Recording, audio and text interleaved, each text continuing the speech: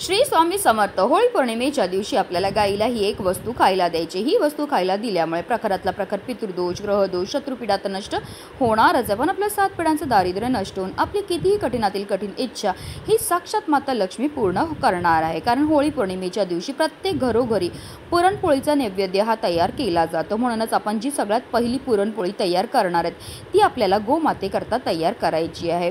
आता गाय जर तुमच्या घरी असेल तर घरच्या घरी ही गोसेवा तुम्ही करू शकता, एखाद्या गोठ्यात जाऊ शकतात, गोशालेमध्ये जाऊ शकतात किंवा वाटेत कुठेही तुम्हाला गाय ही भेटणार आहे। गायीजवळ गेल्यावर सर्वप्रथम तिच्या दोन्ही पायावर पाणी अर्पण करायचे, तिची आरती करून घ्यायची आणि त्यानंतर आपल्या हातातनं आपल्याला ही जी पुरणपोळी ती गायीला खायला द्यायची। त्यानंतर आपल्याला तिला आवर्जून थोडंसं पाणीसुद्धा प्यायला द्यायचं। त्यानंतर आपल्याला गायीभोवती 11 प्रदक्षिणा मारायच्या। प्रदक्षिणा मारताना निरंतर आपल्याला ओम नमो भगवते वासुदेवाय नमः या मंत्राचा जप हा करायचा आणि त्यानंतर गायीला स्पर्श करून आपल्या मनातली इच्छा ही बोलायची आहे।